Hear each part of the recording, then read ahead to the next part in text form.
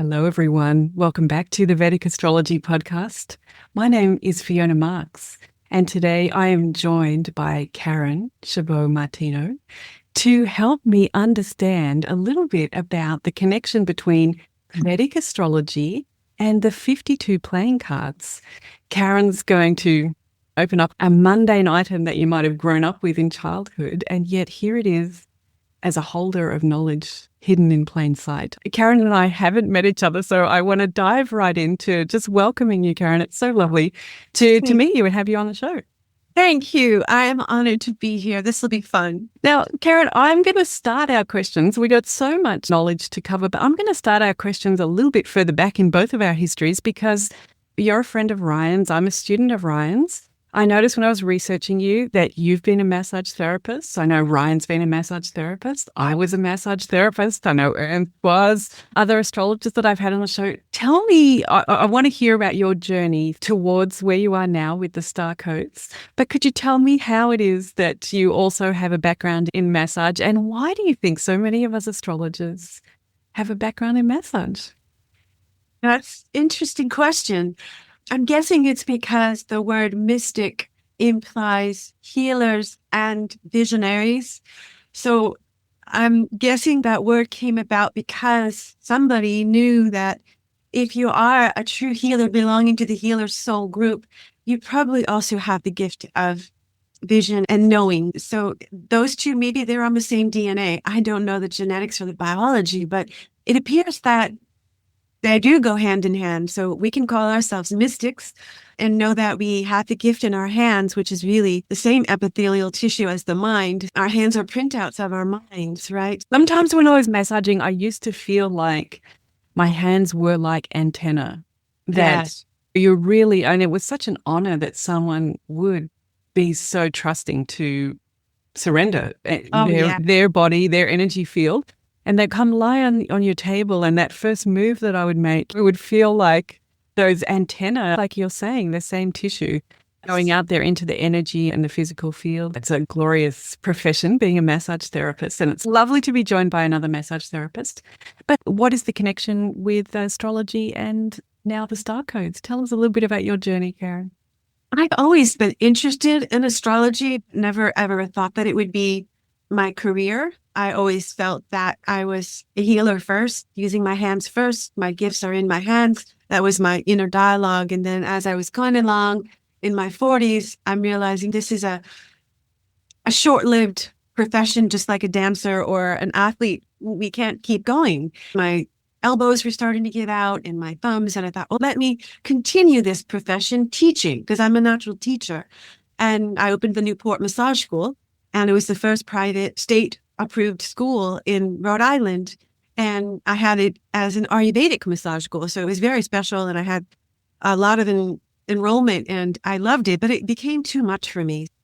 I was running it by myself and I hit a wall with some health issues. And I realized it was me or the school. So I wasn't going to go down with the ship. And I decided I'm just going to say thank you for those 5 years, a great experience, and move on. So I went back into the massage industry one-on-one with clients and I developed some energy medicine techniques. But all along, I was compelled with Ayurveda because I'm an Ayurvedic practitioner. I studied at Maharishi University and so many places with Dr. Ladd, and I have my master's degree in Ayurveda. So I remember that Jyotish was part of Ayurveda. So I was always intrigued with the Jyotish piece, and I always kept it as a hobby all along while I'm doing all my hands-on therapy.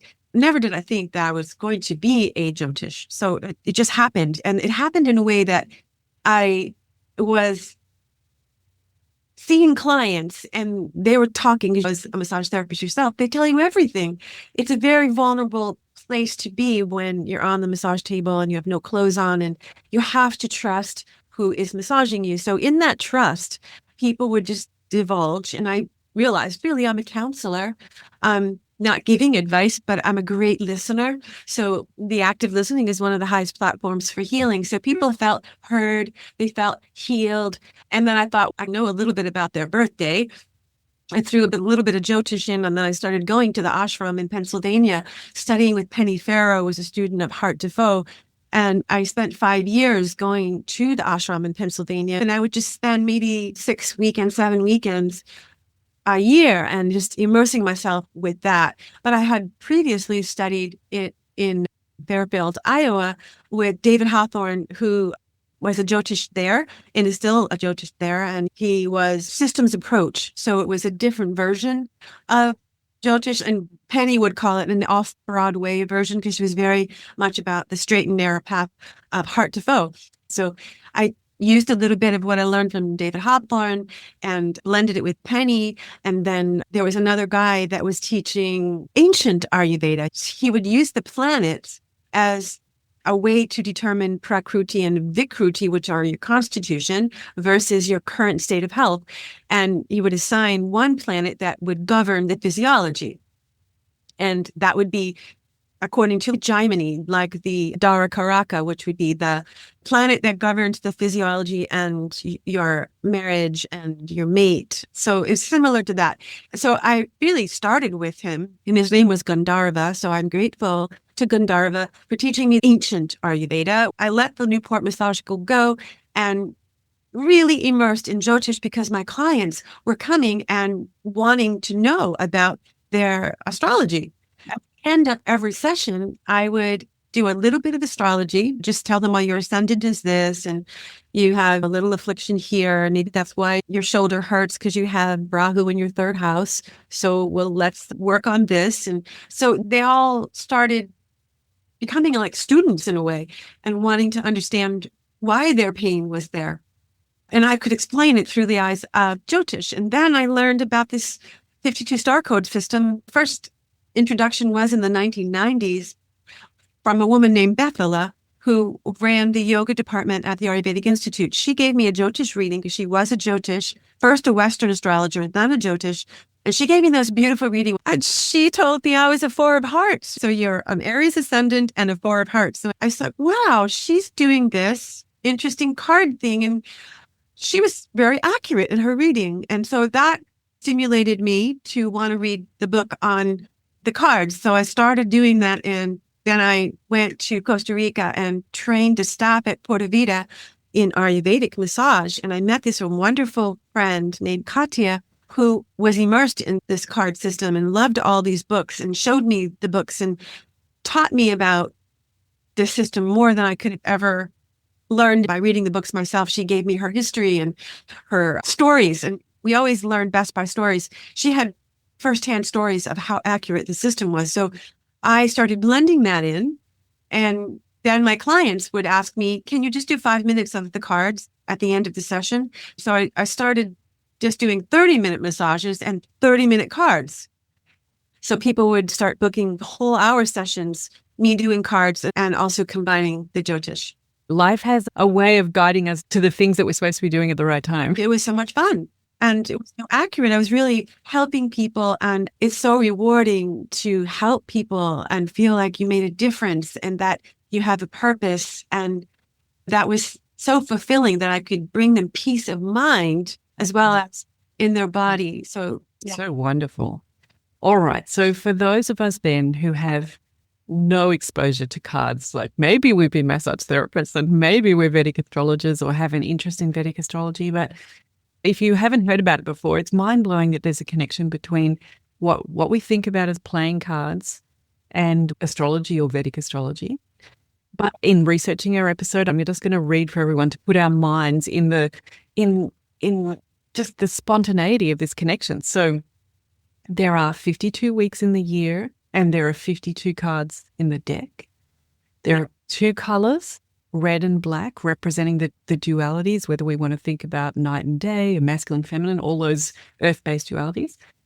4 seasons and 4 suits, 12 months and 12 court cards, 13 cards in each suit, 13 weeks in each season, and 13 lunar cycles a year. And if you add all of the star codes together, there's 364, and plus a joker, you can get your 365. So this is just on Karen's website. I still know nothing, but I saw that and I was like, wow, there is such a connection here between the earth, the ecliptic, the universe that we're in, all represented in these what seems like a mundane everyday item. Tell us, for people who don't know anything about cards, how do they link with astrology? These cards are basically codes. They are assigned a numerical value. If we start with the Ace of Hearts, for example, that would be number 1. And then 2 of Hearts, number 2, 3 of Hearts, all the way up. And then ending with the King of Hearts, then you move into the club suit. And this order is very specific. The clubs are after the hearts, and then the diamonds are after the clubs, and then the spades are after the diamonds. Now, if you look at the spade suit, it's basically upside down hearts that are black. You understand? So it's like a perfect, like reincarnation kind of rebirth and death situation where the hearts are the juicy butterball turkey babies that are watery. The water element is there, and spring is associated. And then we go into the winter of our lives. But we have to pass through all these cycles in our lives. The clubs are all cerebral, right? So it's very pitta and very fire, and then summer season. And then we have the diamonds where we start collecting money. We're actually able to accumulate and understand values. And so that's what diamonds are, money and values. And then we end in the winter of our lives represented by spades, which in Ayurvedic medicine will also be represented by Vata, the Vata season. So the Vata stage of life happens in the winter of our life, or the spade time in our lives. Hearts go upside down, and we're getting ready for our next incarnation. We're getting all the wisdom accumulated, and it is also represented by Saturn, because the spade suit is represented by Saturn, and the heart suit is represented by Venus. Wow, Karen, there's so much there. It's beautifully rich and deep, this card system. Let's wind back a little for those of us astrologers who are still grappling with, normally we're looking at a chart on a piece of paper. So talk us through some of the ways that we might conceptually be able to link things up. So I noticed before, let's just get really simple. Can you go back to the colors, the red and the black, and the duality? Is that a masculine, feminine? Tell us about what the red and the black might represent. I'm not even really sure it was originally red or black. I'm thinking the red was really white. So it was white and black. And just for the 3D and for us to be able to see them, the white would be invisible. So they had to choose a color. So its system is based on duality. It's a system actually that was developed by beings that had a unity consciousness, but and these beings were the Anunnaki. They knew that we had chosen to incarnate, that we would need some kind of roadmap to learn how to navigate being on planet Earth, and agreeing to have the veil, Maya, and play the game. And we're all from one place. We're all one. And here we are in this Earth school, in duality, 2 hands, 2 eyes, 2 feet. So yes, red, black, doesn't matter the color, but yes, everything is based on this duality so that we could make predictions and not be blindsided as we go along in life. So it is that we're inside of time here, and Saturn represents time. So while we're inside of time, in this duality, in our incarnation, agreeing to play this game, which was the Leela of life. And it's a lot of fun, but yes, it's a hard place. It's probably the hardest school of the entire galaxy, planet Earth. So these Anunnaki said, here's this unbound tiny book. And these sacred symbols, the hearts, clubs, diamonds, spades, represent planets and represent ideologies and things. These symbols were very sacred and meaningful, and they have archetypal hidden secrets behind it. And I really connect with what you're saying about when we talk about the red and the black, or these dualities, that it reminded me when I was first introduced to Vedic astrology as a Westerner.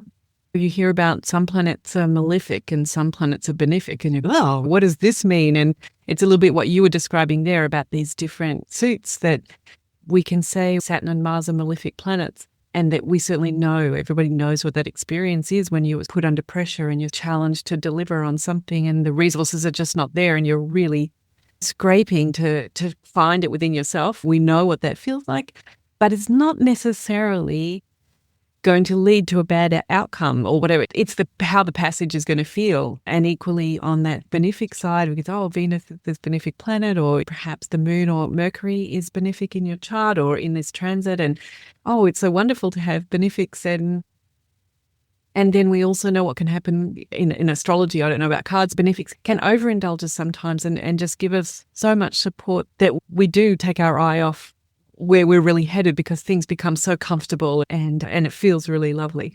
So I do think it's very interesting, this whole relationship that we have with duality, as you said in the start of your answer, this illusion of duality that's so important to play the game here.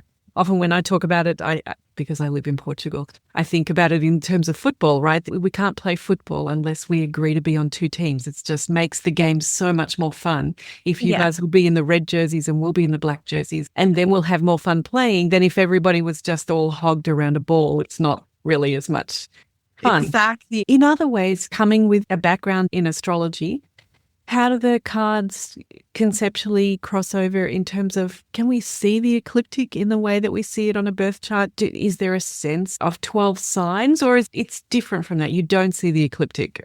I really don't know any of the answers to these questions, Kara. As far as the ecliptic, I don't know that they go into the ecliptic. I've never seen a mention of it in that, but the meaning of the ecliptic and what it stands for in our astrology, it has the number 12, right?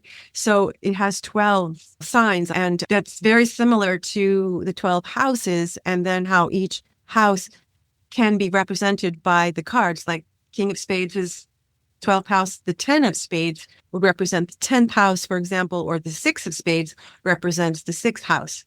And all the fours can represent the 4th house. The whole numerology side of Vedic astrology is obviously resonating here with the cards as well. Okay, so let me ask you just another ecliptic question that I have in my mind is that as the card is based on birthday in some way, birthdays are a little movement of the sun through the 365 days, aren't they? As the sun goes through the ecliptic, in the card system, it's allocated a different value, a card code for each birthday. Yes. So the 360 degrees of the ecliptic and the 365 days that people can be born, in some ways, there's something about the sun's movement, isn't there, in this allocation of the numbers of the cards? Yes. Is there a pattern to the allocation of those numbers, and can we see how it's related to the movement of the sun, or not really? It is based on tropical. What I'm doing and what I was taught by Robert Kant and his software is tropical, which is based on the sun signs. And if we look at the formulas that were cognized to actually determine every birthday and what card is assigned, that might help you. You just know this formula, then you can know what card is that birthday. So here's the formula, and that formula might help you understand. And there's another duality principle to this formula as well, just reiterating that in order to get the right card on the right day of 365, if there was a double that was applied in this formula. So maybe the formula would be different if we lived on another planet that was unity consciousness. Of course. Yeah. But the Anunnaki knew that this Earth was duality. So what they said is take your month. I'll take mine for an example, November, and it's 11, the 11th month, right? So 11 plus 11. So that's 22, right? Okay, now we have 22. We've got that number as part of the formula. Now we take the day. The day was the 29th day of November. So we add 29 to 22 and we get 51. That's right. And then we subtract 55. Okay, so if we take, that's going to be a -4, which is really the 4 of hearts. Okay. So that assigns November 29th to the 4 of hearts.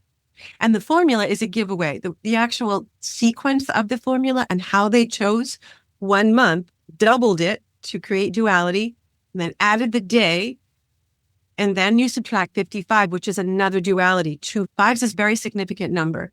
And a lot of my students said, but why not 52? Why 55? I don't know. I think it's specific to the Earth. Exactly. I was just studying with my daughter. She's doing physics. And if you want to work out the mass of something, what it's going to weigh on planet Earth, you have to times it by the gravitational force of planet Earth, right? Because it would weigh something different on the moon and something different in space and something different on Venus, this same object, because of this constant that relates. So maybe, yes, 55 is our constant. Okay, so as you do that formula, the sun is moving through each day of its ecliptic journey, and a different number is being allocated based on this formula. And that's how particular days get a resonant energy that we would get from looking at the chart itself. From, I guess, if we did it by birthdays, then the sun is the really obvious place to look for that. All right. But then planets do then get mapped onto the cards. Is that correct? That's where there is a bit more of a direct something that we still talk about Saturn or we still talk about Mars. How do planets get mapped onto cards? It started with the spirit spread. So this template or spread, you could use them interchangeably. This template is very specific regarding where the planets are. At the very top line, we begin with the Ace of Hearts. It's very coherent, consistent, and cohesive. It's not mumble jumbo. It's just Ace of Hearts, 2 of Hearts, 3 of Hearts, 4. It goes in that order, and it's 7 in the first row. And that first row is Mercury. That is all those planets, those 7 planets in the spirit spread, heaven spread, are mercurial. Then we go to the next level, and we always count in Hebrew or Arabic from right to left. So it's an order that's very important. And then in this template, we go to the next level, which is governed by Venus. And Venus, this 7 cards. So if we get to the 7 of Hearts at the end, and then we go back down to the 8 of Hearts, 8 of Hearts, 9 of Hearts, 10 of Hearts, all the way down. So that would be the Venus row. And then we go to the Mars row, and then we go all the way down to from Jupiter, Saturn, Uranus, Neptune. And these are the planets, how these cards are associated, these planets. And it's a horizontal and a vertical spread. So even at the bottom of the spread, we still have Mercury. And in the order, Venus, Mars, Jupiter, Saturn, Uranus, Neptune. So that order in that direction from right to left at the bottom, which when we're counting, we call it the horizontal spread. And then when we are counting in this direction, vertical, where we can see it started with Mercury up here going down with each of the 7 rows, the 7 planets. So it's a grid, and you read horizontal and vertical. Now that's the spirit spread. It's not dynamic. It's static. It is what this whole thing is based on. And then you cut the deck in a certain way with a lot of the numbers of 4 this, 4 that, and then you do this, and it's a sequence, and then you lay them out according to that sequence, and that sequence is the life or the earth template, and that again is static, not changeable. Okay. Yeah. Okay, so now we have the heaven spread, cohesive, coherent, then we have the earth spread that apparently looks like mumbo jumbo.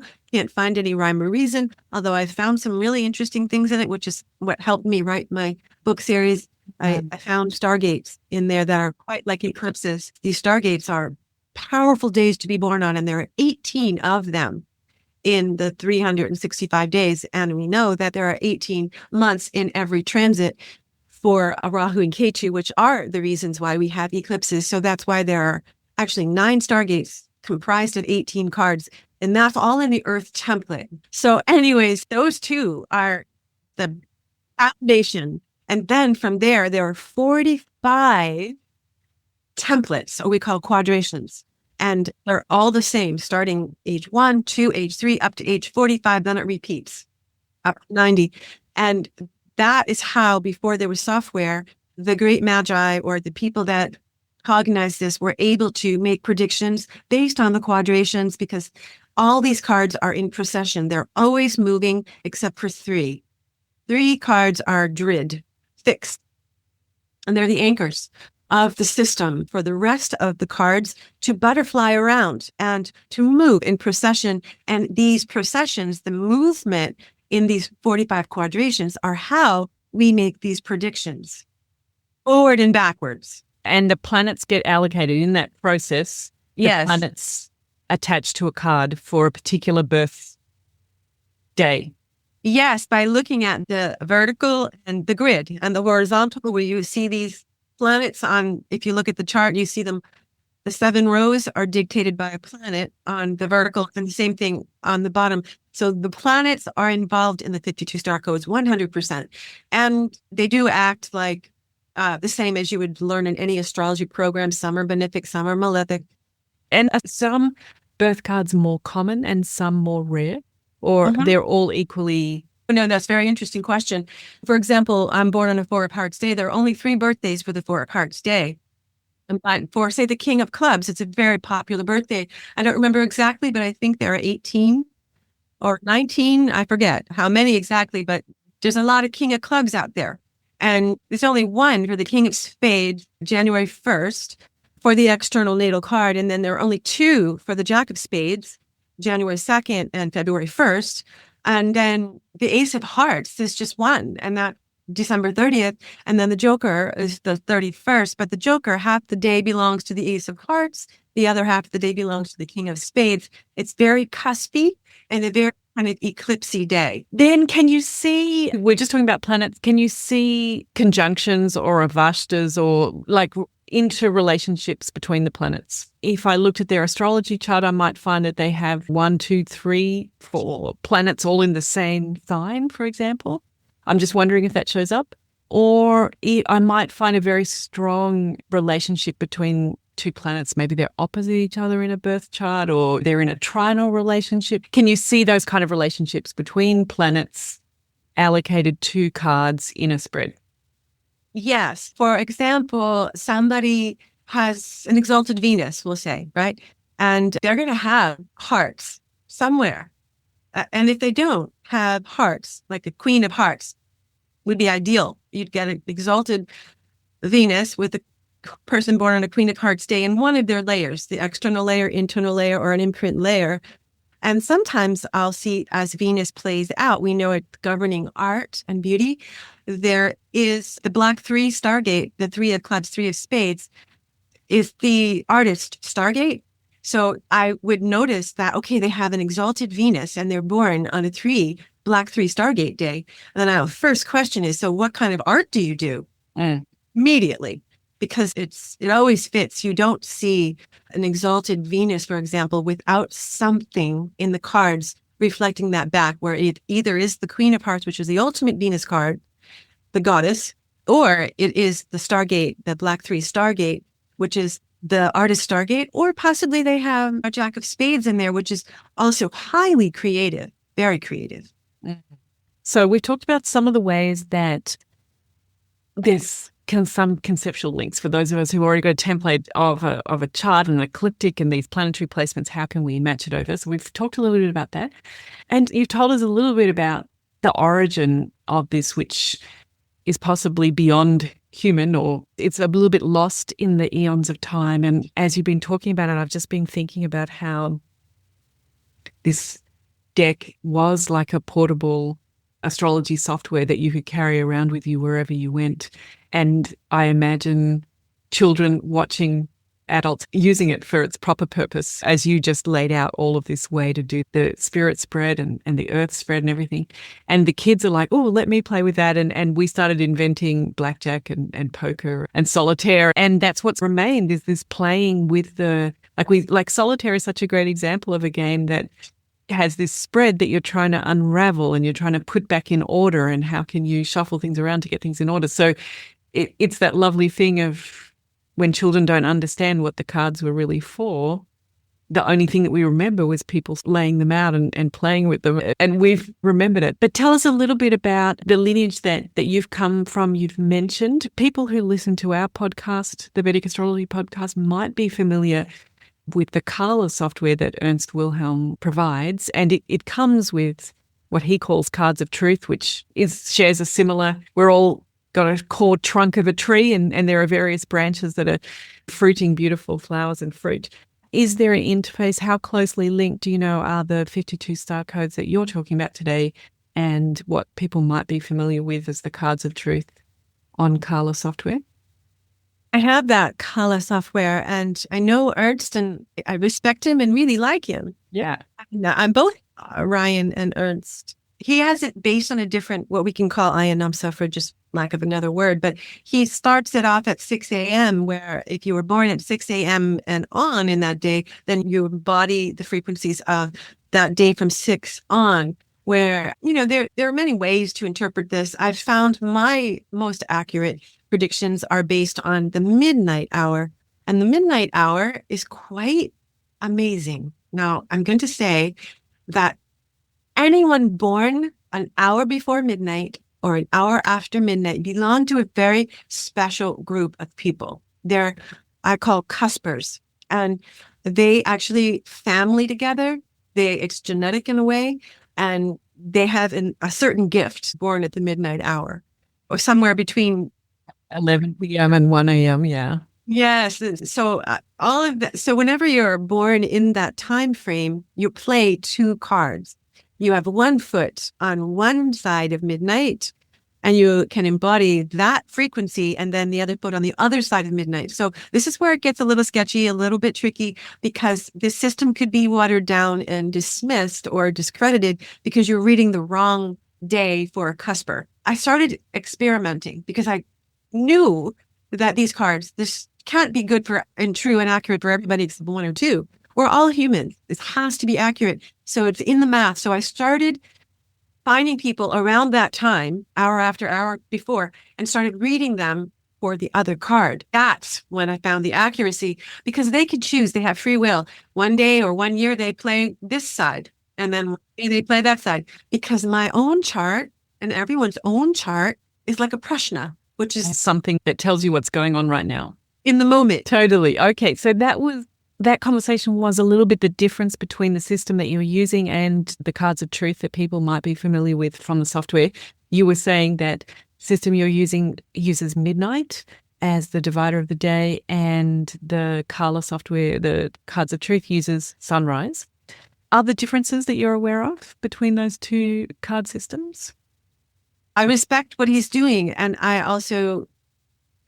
know that there are so many ways to divinate. I think this is one of the real challenges, isn't it, of the Western mind, is that we have been indoctrinated to use that rational mind, that things have to be repeatable and they have to have a cause and effect. And then when we come to something as rich as astrology or cards, if we're too slavishly applying that, we get all frustrated and confused, because actually the messages that need to come will just come through, and we can allocate them to, it's because that card came up, or it's because that was the transit that I saw, or whatever it was. But actually the important information is coming through the system, and our limited body mind that we have here, sometimes we can get frustrated if we rigidly stick to that. So it's a really interesting thing, I think, being a Westerner and doing these kind of skills or tools, is that allowing, doing our training well, understanding our system well. So having that duty of care that we are skilled in what we're doing and we do understand what we're doing is important. And then what's also important is that realization that there's a whole lot of information all the time that is trying to be helpful and trying to give context to allow people to be in the present moment and make decisions. And maybe in some ways that's where it is great to be a massage therapist, isn't it? Because in massage therapy, we can learn all of our anatomy, or we can learn, like you were talking about, mama points or acupressure points. We can learn all of these maps and templates of the body. And it's really important to be a great massage therapist. It is really important. And then, as well as that, there's this connection and this trust and this being in the moment that's really important to what you're doing. And then it doesn't necessarily matter if you're on that muscle or that energy line. You're just in the right place with the right pressure for today, what that person needs. So maybe being a massage therapist is a great training for this dual, holding these two, both the detail and the intuition.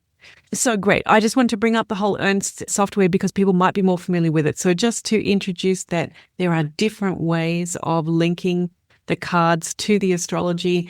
There's not a right way or a wrong way. Often when I speak to people about tropical and sidereal, I talk about reading an X-ray versus reading an MRI, that they're both really important lenses. The X-ray reveals certain things, the MRI reveals certain things. An X-ray doesn't invalidate an MRI, and an MRI doesn't invalidate an X-ray, even though they might at face value look like they've taken the information and they've sorted it in a different way. And surely one of them is right and one of them's wrong. And that's just not the case, where the subject, the person who's being examined, is so rich that whether you look at them through an X-ray or an ultrasound or an MRI, it's going to bring up information that's important. And what is great when you get one of those exams is that the technician who reads it for you is someone who usually looks at X-rays or usually looks at MRIs, because that's where the expertise comes, is from always using the same lens. Then that information, it becomes more and more rich and you're able to interpret it better and better. So whether you see Karen and look through the 52 star codes, or you use the cards of truth, or you use Vedic astrology, just see someone who has refined their understanding of that system. They become in an exchange, in a conversation with that template, with that lens, then that's the most useful thing that you can do. So now I want to talk about so many other things, Karen, but our time is coming to a close, as we knew that we would. Tell us a little bit about how people can learn more about right now. They could access, you've written books that can help people understand their star codes. Because when I was researching for this podcast, I also really picked up on some of the things that you were sharing around. It's almost like DNA. It's almost this richness of our DNAs, these 5 basic chemical elements put together in unique ways and allowing us to dance here in a physical form. And people, as they're listening, might be wanting to find out a bit more about this 52 star code system. So tell us about your books and maybe your upcoming school and online offerings that you have. Sure. I wrote 5 books. I actually was writing 1 book and it was getting so big. I didn't want to shrink it down. So I wanted to give what I wanted to give, the information. And I realized that when I went to self-publish on Amazon with such a like that big a book, that I was going to be penalized with exorbitant fees. I was outside of the box, that Amazon didn't want to publish this. And if they did, it was massive price. So I had to, and also the software for editing it and formatting the book wouldn't accept a large. So I kept hitting walls with this large book. So I broke it into 5. And that is called The Secret 52 Star Codes of Creation. And that actually, when you measure the letters of that title, I chose it specifically because each letter comes to, when you add it up and you subtract repeatedly 52, you get 27, which is my blessed card. So my blessed card is really myself magnified. So it's a larger version of me. And that's how I use the formula to find blessed cards for each birthday. So when you're working in your blessed, more magnified self, your greatest self, then you can attract, that's like opening a portal in a way to the book, so that the book will bring you blessings. So I chose that title because it vibrates that Ace of Diamonds, my blessed card for anyone born on November 29th. And that book, I'm eventually going to make a trilogy out of it, where I'm going to take the black suits and the red suits and just combine them into one book. And then the guidebook, which is there now, I'm going to call it the master book. I probably won't make many changes to that master book or guidebook that is part of the 5-book series, is necessary because it was originally included in the big fat book. So you will need that book to interpret the suits. So the other 4 books are the hearts, the clubs, the diamonds, and the spades book. So you can buy them now as they are at 5, but I will eventually condense them, but that will take some time. Fantastic. Okay, so people can buy the guidebook and then they might like to buy the suit of their, just to begin, the suit of their birth card. And they might become addicted and buy the other ones as well. Yes. And are you thinking of teaching, Karen?